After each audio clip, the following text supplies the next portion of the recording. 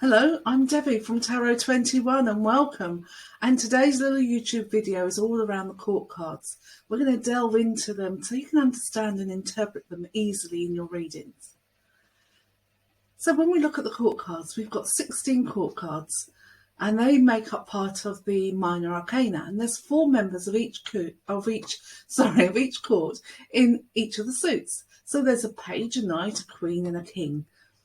And the court cards are a blend of the characteristics and personalities of these members of the court and the qualities of their respective suits, whether that be the wands, the pentacles, the swords, or the cups.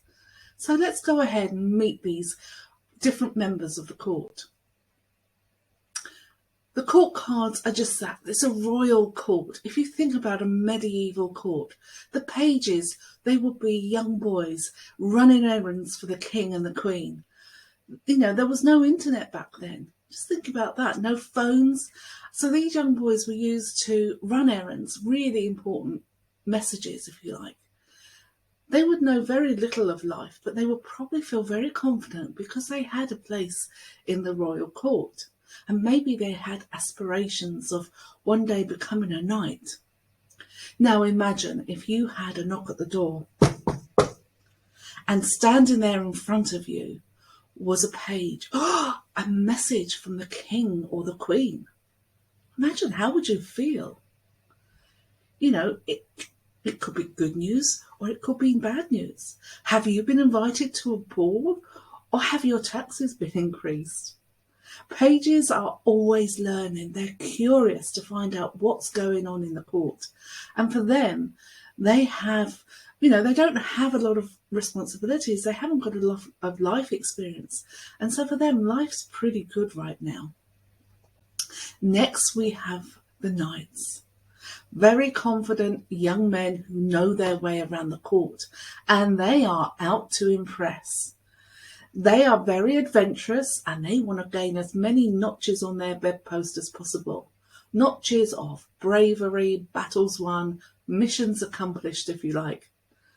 Now, a bit like the pages, they don't know much about life, but they've got a little bit more life experience. You know, and you know what they say? A little knowledge can be a dangerous thing. And that can make these royal knights impulsive and unpredictable. Now, they may lack experience, but, you know, they more than make up for that with their sheer enthusiasm and exuberance for life.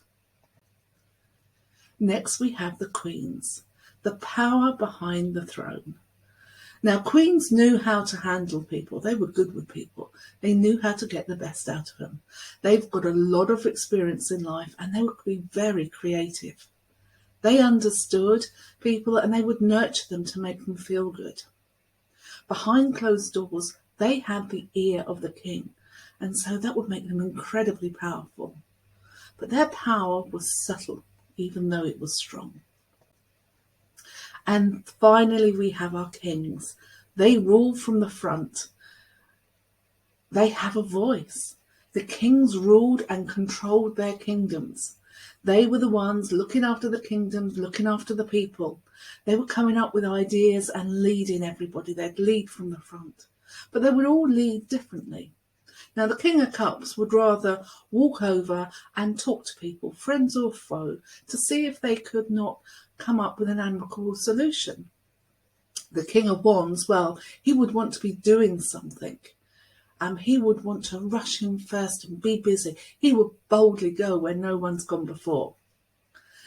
And the King of Swords, well, the King of Swords, he'd want to consult with his council.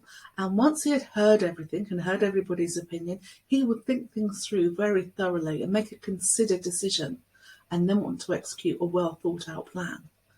And finally, we have our King of Pentacles.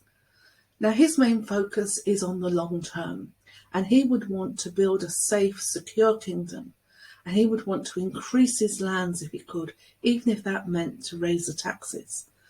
But at the same time, he'd keep a very close eye on that royal budget.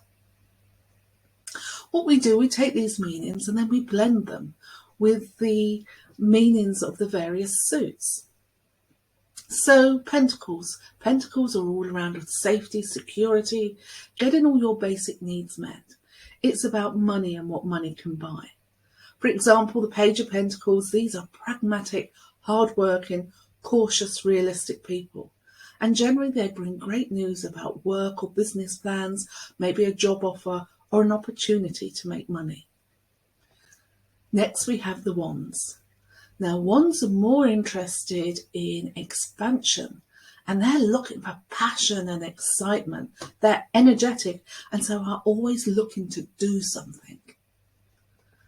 For example, the Knight of Wands, well, he is charismatic, dramatic and enthusiastic and very spontaneous. When he comes along, it's time to take action. It's time to take that risk. Just go for it. Let those sparks fly and go and explore. Now, Swords have lots of ideas, and if the truth be told, would rather not be doing any of the work. They come up with well thought through ideas, and then because they make really good, confident leaders, they will get the Pentacles and the Wands to do the work.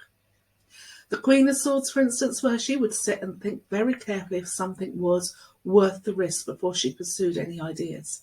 She would want to make sure it was fair, it was a fair decision, and she would not be bothered if nobody else agreed with her decision, because her decision was final. And then we have the Cups. Cups are more interested in relationships and people and helping others. They're in touch with their emotions and enjoy the quieter life. Now, the King of Cups, he would set out to encourage and support and guide others. He would be socially responsible, a great listener, and would rather use his he would rather use his intuition in decision making rather than his logic. We encounter the court cards all the time, but when we do, rather than thinking them as actual people, it's better to interpret them according to their levels of maturity and energy. Now, what if a page pops up for a mature woman? I know my mum, even when she was in her 80s, was still incredibly young at heart and very playful. And at the other end of the spectrum, I'm sure we've all encountered young people who are wise beyond their years. But when we think about gender, don't be restricted to thinking pages and queens must always be female and knights and kings are male. All of us have a mix of masculine and feminine qualities within us. There are times when we need to be more in touch with our feminine side. For example, if we're looking after a baby. And that applies to both male and female. And likewise, there's times when we need to be a bit more masculine. Just think about having to move heavy furniture. We need to pull on our masculine energies more. And rather than ages and gender, think energy. What is the energy of the card and what is it saying to you? Now, here's something you can do just for fun. Get all your 16 court cards out and lay them out in front of you. Now, think about your family, your friends, your work colleagues, even your film and TV heroes.